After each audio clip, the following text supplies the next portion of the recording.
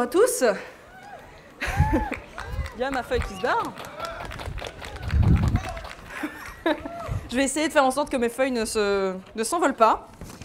Donc moi je suis Castor Mover, pour ceux qui ne me connaissent pas, j'ai une chaîne du même nom, voilà, sur les animaux en général, mais ici je suis là pour parler d'une de mes émissions qu'on peut considérer comme principale, qui parle donc du bestiaire médiéval fantastique occidental, voilà, qui s'appelle juste bestiaire, hein, c'est un peu... Voilà, on s'est pas fait chier non plus sur le titre. Et donc là-dedans je présente différentes bestioles, et donc là je vais vous en présenter une que je n'ai pas encore faite, bien entendu. Vous avez la primauté ou la primeur de ce travail. Voilà. Et donc je vais vous présenter le cynocéphale. Donc j'ai intitulé la conférence « Le cynocéphale, une bestiole qui a du chien ». Je pense que vous n'êtes pas trop bêtes. Vous avez peut-être deviné un petit peu à quoi elle va ressembler. Parce qu'en effet, cyno, donc le chien, et céphale, la tête, donc c'est un homme à tête de chien. Alors, rien à voir du tout avec dans les lycanthropies, donc les loups-garous, mais ça, voilà, parce que c'est pas le sujet, donc rien à voir du tout. Mais il faut savoir quand même qu'il y a de nombreux textes de l'Antiquité qui ont fait mention du cynocéphale, et cette légende a été fortement ancrée dans le Moyen-Âge. Donc dans l'Antiquité, le cynocéphale a été mentionné pour la première fois par Hésiode, un poète grec du 8e siècle avant Jésus-Christ, sous le nom d'Hémicine, qui veut dire demi-chien. Par la suite, il y a de nombreux auteurs qui ont vaguement cité le cynocéphale sans vraiment s'étaler sur ce point-là. Et puis, finalement, il a fallu attendre Stésias. Donc, Stésias, pour ceux qui ont vu la Mandragore, c'est aussi lui qui en a parlé, la Manticore. Voilà, donc un médecin grec du 5e siècle avant Jésus-Christ qui a parlé du cynocéphale et qui nous a donné de plus amples détails dans son histoire de l'Inde. Il y a mes feuilles qui s'envolent. Donc je vais lire bêtement hein, ce qu'il a écrit. Dans ces montagnes de l'Inde, on dit qu'il y a des hommes qui ont une tête de chien et dont les vêtements sont de peau de bêtes sauvages. Ils n'ont point de langage, mais ils aboient comme des chiens et s'entendent comme eux. Ils s'entendent entre eux, pardon. Leurs dents sont plus longues que celles de chiens, leurs ongles ressemblent à ceux de ces animaux, mais ils sont plus ronds et plus longs. Ils habitent les montagnes jusqu'au fleuve Indus. Ils sont noirs et aiment la justice de même que le reste des Indiens avec qui ils sont en commerce. Ils comprennent ce que ceux-ci leur disent, mais ils ne peuvent y répondre que par leurs aboiements et par des signes qu'ils font avec leurs mains et leurs doigts, comme les sourds et muets. Ils se nourrissent de chair crue, et les Indiens les appellent calistriens, ce qui signifie en grec cynocéphale. Donc là déjà, on a quand même une sorte de peuple. On n'a pas juste une seule bestiole, on a quand même un peuple qui vit ensemble, une sorte de civilisation, mais bon, ils mangent quand même de la viande crue, bon, c'est un peu bizarre. Un petit peu plus tard, on a Élien, au 1er siècle de notre ère, qui ajoute que, oui, ils se nourrissent d'animaux sauvages, mais alors déjà, ils les chassent, parce qu'ils sont très agiles à la course, et puis après, ils les tuent, évidemment, ils les découpent en morceaux et les font rôtir au soleil, donc déjà, ils font cuire leur viande, donc déjà, c'est un petit peu différent. Et puis, Élien nous raconte aussi qu'ils font de l'élevage. Donc ils ont des chèvres et des brebis, ils boivent leur lait, etc. Donc là déjà, avec Élien, donc au 1er siècle après Jésus-Christ, on a une vision un petit peu plus civilisée, disons, on a un degré de civilisation un petit peu plus élevé que ce qu'on avait pu voir jusqu'ici, avec par exemple Stésias ou même les autres auteurs qui en ont parlé avant. Un petit peu plus tard, donc au 3e siècle, les Romains aussi s'emparent un petit peu de cette légende du cynocéphale et en parlent dans la vie d'Alexandre de Macédoine. Parce qu'Alexandre de Macédoine, donc apparemment, aurait croisé des cynocéphales sur la route de l'Inde et les aurait mis des routes à coups de flèche, parce que bon, bah, voilà, il ne faut pas s'en priver. Mais bon, ça de toute façon, à chaque fois que je fais des recherches sur une bestiole, à chaque fois, Alexandre le Grand l'a croisé. Le mec a tout vu. C'est fou. Voilà. Donc ensuite, il y a aussi l'Église qui s'y intéresse. Et donc au 5e siècle, il y a saint Augustin aussi qui parle du cynocéphale, saint Augustin qui avait aussi un avis un petit peu sur tout, et qui ajoute quand même que lui, il voit le cynocéphale plutôt comme un animal que comme un humain. Alors ça par contre, cette question de la nature du cynocéphale, ouais, bon, on va revenir un petit peu plus tard parce que ça a vraiment turlupiné l'Église. Hein. Bon, ensuite, évidemment, comme toutes les légendes, elle a été ballottée de texte en texte. donc avec toutes les déformations qu'on peut avoir. Et au 7e siècle, là, on nage en plein délire. Déjà, à la base, c'était juste un homme à tête de chien, donc ce qui est déjà franchement pas mal. Mais après, il se retrouve avec une crinière de cheval, puis avec des défenses de sanglier, voire même des fois, il crache du feu. N'importe quoi, d'accord. Et puis, même à un moment donné, c'est même plus un homme à tête de chien, c'est carrément un homme à tête de cheval. Mais bon, ça c'est une erreur de traduction, ça arrive. Ça arrive beaucoup, souvent. Donc ensuite, toujours sur la légende, jusqu'ici, le cynocéphale, on disait qu'il habitait en Inde et en Éthiopie. Bah, comme à peu près la plupart des créatures mythologiques. Hein. Très très souvent, ils sont en Inde ou en Éthiopie, donc voilà, c'est pas vraiment étonnant. Mais au 7e siècle, il y a un géographe qui rapporte plutôt leur existence dans une île du nord de l'Europe, qui s'appelle Munitia, ou Munitia, je sais pas comment on le prononce, et qui serait plutôt la Finlande, apparemment. Donc là, on a quand même fait un sacré voyage. Voilà. Et puis après... oui, donc voilà, donc je passe à la question de la nature humaine, évidemment, parce que comme je vous ai dit, ça les a beaucoup turlupinés, cette affaire. Donc, au 9e siècle, la croyance était assez forte hein, de l'existence du cynocéphale, et à tel point, c'est qu'on a retrouvé une correspondance entre deux ecclésiastiques qui discutaient un petit peu de la nature humaine, du cynocéphale. Donc, un des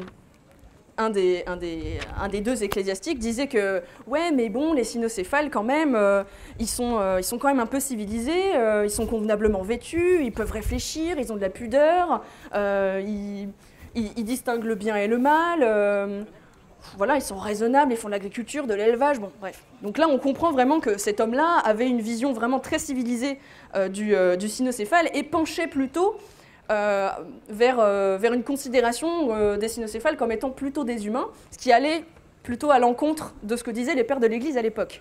Et il s'appuyait sur tous les arguments que je vous ai dit, mais aussi sur l'histoire de Saint Christophe. Alors je ne sais pas si vous connaissez un petit peu Saint Christophe. Bah, moi je connaissais vaguement de nom, quoi. C'est le saint patron des voyageurs, voilà. Mais Saint Christophe en fait c'était un cynocéphale géant. Ouais, voilà. Alors, moi, ça m'a étonné hein, en lisant ça, c'est clair. Hein, mais c'est parce que, bon, nous, on est plutôt, pour la plupart d'entre nous, plutôt dans la culture un petit peu occidentale. Et c'est parce qu'en fait, dans la légende occidentale de Saint Christophe, le côté canin de Saint Christophe a été écarté en faisant de lui seulement un géant. Voilà. Mais dans la version orientale, on a toujours ce géant à tête de chien, et même jusqu'à tel point, c'est qu'il y a certaines icônes avec ce sein et une tête de chien. Quoi. Je trouve ça trop cool, quoi. Voilà, je ne sais pas vous, mais moi oui, je trouve ça génial. C'était le pic de mes recherches, c'était super. Voilà, moi je trouvais ça cool. Donc moi je vais vous raconter un petit peu l'histoire de Saint Christophe, vraiment très rapidement. Bon, moi je vais vous raconter l'histoire occidentale parce que j'ai pas trouvé l'histoire orientale, mais bon, vous rajoutez une tête de chien là-dessus et puis ça devrait suffire. Donc à la base, ce géant s'appelait Ophérus. Et quand il eut l'âge de raison, il se mit à voyager dans le but de servir le plus grand roi du monde. Alors il a été envoyé à la cour d'un roi très puissant, qui était bien content d'avoir un serviteur aussi fort. Et puis un jour, entendant un chanteur dire le nom du diable, eh bien, le roi a été pris un peu de panique et commença à faire un signe de croix. Donc là, Ophérus dit hey, « Pourquoi tu fais ça? Pourquoi tu réagis comme ça ?» Et le roi lui dit qu'en fait, il craignait le diable. Alors le géant réfléchit un peu et se dit « Ah, donc si le roi craint le diable, c'est qu'il n'est pas aussi puissant que lui. » Ok, donc du coup, il s'est cassé. Et puis il est parti pour se dire bah, « Ok, je vais aller servir le diable. » Donc il est parti sur les chemins, il a marché longtemps, il a beaucoup voyagé, et puis il est tombé sur une troupe de cavaliers. Alors il s'est adressé au chef et dit « Bonjour, je cherche le diable parce que je veux le servir. » Et puis, c'est dingue, c'était lui. C'est ouf. Donc voilà, donc il dit « Ok, suis-moi. » Donc il les a suivis, il a fait un petit bout de chemin avec eux. Et puis je vais quand même regarder là, quand même, bonjour. Il a fait un petit bout de chemin avec eux. Et puis, sur le chemin, au bout d'un moment, la troupe se retrouve devant une croix. Et là, le diable dit qu'il fallait rebrousser chemin. Alors, Ophérus dit, pourquoi, qu'est-ce qui se passe? Et là, le diable lui avoua qu'il craignait l'image du Christ. Alors il a refait encore la même réflexion qu'avec le roi. Ah oui, bah alors si tu crains le Christ, eh ben, c'est que t'es pas aussi puissant que lui. Allez, ciao! Donc du coup, il est reparti. Il est reparti sur les routes dans le but d'aller servir le Christ. Sur son chemin, il a croisé un vieil ermite. Il faut toujours mettre des vieux dans des histoires, parce que c'est mieux. C'est bien, il y en a qui ont la référence. Donc il croise un vieil ermite et lui dit bah voilà, je cherche le Christ, je veux le servir. Donc l'ermite lui dit bah oui, mais le Christ il est partout. Donc Opherus lui dit ouais, attends, okay, il est un peu dubitatif. Il lui dit bah oui, mais bon, bref, qu'est-ce qu'un grand gaillard comme moi peut faire pour servir le Seigneur? Alors l'ermite lui dit bah, qu'on le sert par la veillée, le jeûne, la prière. Opherus lui dit ah, attends, arrête ton délire, moi je ne peux pas faire tout ça, qu'est-ce que je peux faire? Alors l'ermite l'emmène près d'un torrent et lui dit que bah, voilà, tous les gens qui essayent de traverser ce torrent finissent noyés. Et donc sa mission serait de prendre tous les voyageurs sur ses épaules pour le faire traverser. Je vous rappelle que c'est un géant, donc pour lui c'est easy. Donc le géant dit bon bah ok, d'autant plus que l'ermite précise évidemment que s'il fait tout ça dans l'amour du Christ, le Christ le reconnaîtrait comme son serviteur. Donc ok, pas de souci, il s'attelle à la tâche avec beaucoup de ferveur. Il se construit une petite cabane et tout, puis il se met à faire traverser jour et nuit tous ces voyageurs qui voulaient traverser ce torrent sans encombre de préférence. Et puis un jour, quand il va se reposer une nuit, il est exténué par sa dure journée de labeur. Là, il y a un petit enfant qui l'appelle 3 fois par son nom, de l'autre côté du torrent. Donc il se lève difficilement, il va chercher l'enfant, le met sur ses épaules, et puis il commence à traverser tranquillement le torrent. Et puis là, tout d'un coup, les flots commencent à être de plus en plus puissants. La traversée devient de plus en plus difficile, et en plus, cet enfant commence à peser de plus en plus lourd, et vraiment, c'est une grosse galère. Alors le géant s'adresse à l'enfant et lui dit « Mais enfant, pourquoi te fais-tu si lourd? Il me semble que je porte le monde. » Et là, attention, l'enfant lui répond « Non seulement tu portes le monde, mais aussi celui qui l'a fait. » Alléluia! Oui, bonjour, je suis le Christ. Oh, puis au passage, je te baptise, tu t'appelleras Christophe. Christophe qui veut dire porte-Christ, hein, tout simplement. Donc bonjour à tous les Christophe. Voilà, comme ça vous savez. Voilà. Et puis sur ce, bah, voilà, il a été reconnu comme le serviteur du Christ, et après il est reparti sur les routes pour aller enseigner évidemment les enseignements du Christ. Alors par contre, l'histoire ne raconte pas si du coup ils ont construit un pont pour le torrent et si les mecs ont continué à se noyer par la suite une fois qu'Opherus est parti. On s'en fout. Tant pis. Voilà. Et oui, puis pour finir l'histoire, après Saint Christophe est mort en martyr en 251 en Lycie avec la persécution de Dèce. Alors du coup, me demandez pas comment il a pu rencontrer le Christ au 2e, 3e siècle après celui-ci. Voilà, ta gueule, c'est magique. Et puis aussi, là je vous ai raconté la version occidentale, mais il faut savoir que du coup, au moment où il est baptisé, dans la version orientale, c'est à ce moment-là que ce cynocéphale géant prend forme humaine et acquiert la parole. Alors pareil dans l'histoire, s'il n'avait pas la parole, comment il a fait pour discuter avec les différents protagonistes? Ta gueule, c'est magique. Voilà. Mais en tout cas, voilà en gros l'histoire. Il y a d'autres histoires qui font référence au cynocéphale, et aussi référence à l'histoire de Saint Christophe. Et d'ailleurs, c'est très probable que cette histoire de Saint Christophe, cette légende de Saint Christophe, soit en fait une sorte de fusion de plein d'autres histoires. Je vais vous en conter une très rapidement, parce que celle-là était quand même assez malaise. Donc on a retrouvé dans un livre éthiopien, et ça raconte l'histoire de Saint André et Saint Barthélemy qui sont partis dans le désert. Ils sont partis prêcher dans le désert. Pardon. C'est nul. Donc ils sont partis dans le désert sous demande de Dieu pour aller dans une Bartos, qui en gros est une ville qui ne croit pas en Dieu. C'est méchant, c'est pas gentil. Donc voilà, il fallait qu'ils aillent à évangéliser et apporter la grande parole, la bonne parole, la grande parole. Et donc ils étaient accompagnés d'un ange de Dieu, et pour les aider, ils sont allés chercher, enfin l'ange est allé chercher un géant anthropophage qui avait la face comme celle d'un chien. Déjà un géant anthropophage pour les aider, c'est déjà ça pue, franchement. Voilà, ça pue. Mais bon. Donc l'ange va chercher cet homme qui avait la face comme celle d'un chien. C'est chiant à dire, mais c'est dit comme ça dans le texte en fait. Et lui dit bah, viens m'aider, etc. Bah oui, mais qui es-tu tout, bah, je suis l'ange de Dieu, Dieu, moi, connais pas. Je sais pas qui c'est. Attends, je vais te montrer. Alors là, il y a l'ange qui fait un truc très subtil pour lui faire comprendre la foi. Il lui fout du feu dans la gueule. Et là, il dit ouais, d'accord. Ah putain, c'est puissant, hein. Ouais, bon, d'accord, j'y crois. Pas de problème.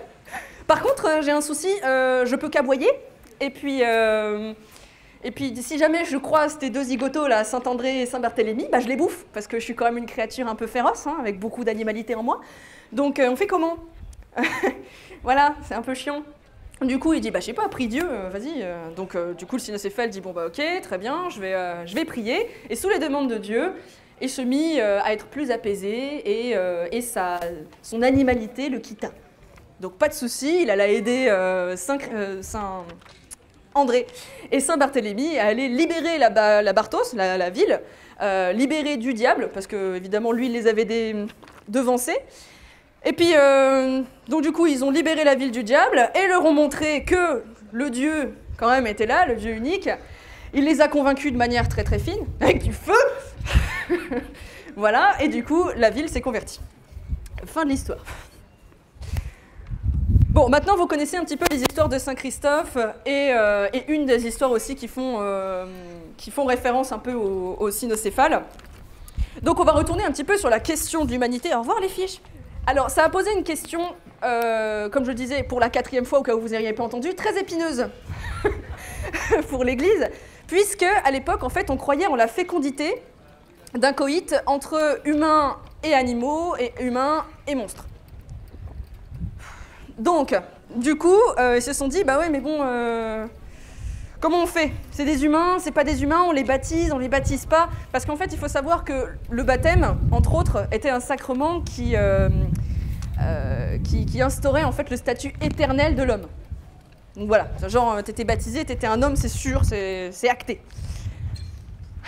Donc du coup, il y en avait qui disaient, bah ouais, il faut les baptiser, mais sous certaines conditions. Et puis il y en a d'autres qui disaient, ah non, c'est mort. C'est mort parce que comme ça, ils niaient l'humanité de ces êtres un petit peu chelous. Bon, depuis, évidemment, on ne croit plus en la fécondité d'une telle reproduction chelou entre les animaux et les humains, et les monstres et les humains. Hein. Le droit canon a été modifié sur ce point. Non, mais je voyais que vous étiez inquiétés quand même, c'est important. Ensuite, bah, évidemment, je vais vous parler plutôt de l'origine de la légende. Et c'est là que ça devient assez intéressant. Enfin, j'espère que jusqu'ici, c'était quand même un peu intéressant. Bon, ça va? Merci. Donc, comme je vous l'ai dit, il y avait une croyance forte au Moyen-Âge, et donc on a voulu voir le cynocéphale un petit peu comme un singe. Voilà. Rien à voir avec les cynocéphales, les vrais singes.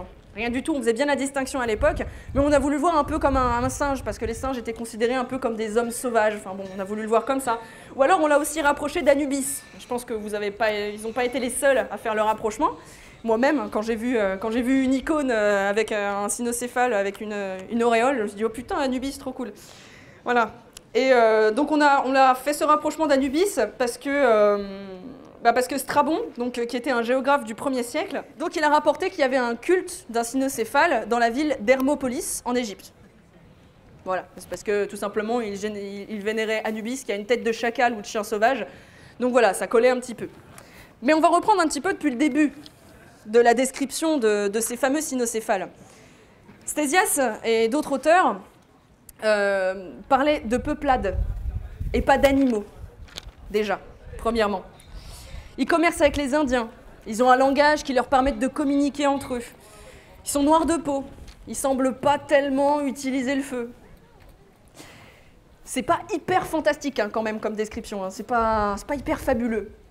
Et cette description peut convenir à pas mal de peuples dits sauvages de l'époque. Hein. Donc voilà, mais pourquoi on disait tête de chien alors? Pourquoi on disait tête de chien? Eh bien parce que déjà, dans une époque un petit peu plus rapprochée, on a la mention de homme-chien, donc voilà, qui en fait s'avère être plutôt des personnes atteintes d'hypertrichose, qui est donc un développement un petit peu exagéré des poils. Voilà. Et d'ailleurs, ces gens-là ont peut-être aussi été à l'origine du mythe du loup-garou, mais encore une fois, je vous dis, c'est pas le sujet. Et puis aussi, ces certaines peuplades comme ça qu'on découvrait avaient un peu un visage différent en fait des occidentaux. Donc ils avaient un nez plus plat ou plus épaté, ou ils avaient une tête un peu plus plate, des yeux d'une taille différente. Bon, c'était un petit peu bizarre pour eux. Et puis en plus, certains de ces peuples aussi portaient des masques ou alors des peaux de bêtes sur leur tête. Ils ont quand même de l'imagination parce que c'est possible que ces descriptions-là aient pu être exagérées, un petit peu déformées, et paf, ça fait une tête de chien. En plus, il y a l'iconographie, donc c'est-à-dire les enlumineurs et les graveurs qui exagéraient l'aspect animal des cynocéphales, donc en leur mettant carrément une tête de chien, mais on peut remarquer, et ça rejoint un petit peu le fait que ce soit possible que ce soit plutôt des peuplades, on peut remarquer qu'ils étaient très rarement représentés avec une queue. Bon, ensuite, ce mythe a été pas mal récupéré par l'Église, surtout dans les récits de combat du paganisme chez les barbares. Hein. C'est pour ça que j'ai tenu à vous dire le deuxième récit, avec ce cynocéphale qui va libérer la Bartos, puisque voilà, ça a été pas mal récupéré dans les récits qui racontent que voilà, le christianisme va aller sauver tout le monde. Et puis, si on fait une analyse rapide de la légende de Saint Christophe, alors là, je dis pas que j'ai la science infuse, hein, mais ça me paraît quand même assez cousu de fil blanc. En gros, Christophe serait un sauvage qui parle un langage que personne comprend, donc il aboie. Voilà. Il n'est pas vraiment humain parce qu'il est baptisé, bon alors on va lui foutre une tête de chien. Et puis du coup, après, il devient chrétien. Donc, il prend une tête d'homme, acquiert le langage, donc il est chrétien, il est baptisé, il devient humain, civilisé. Voilà en gros. Bon, après, c'est mon interprétation. Mais pour moi, en tout cas, ça me paraît assez logique. Je ne pense pas avoir totalement faux en disant que les cynocéphales pouvaient représenter des peuples sauvages qui doivent se convertir au christianisme pour devenir véritablement humains.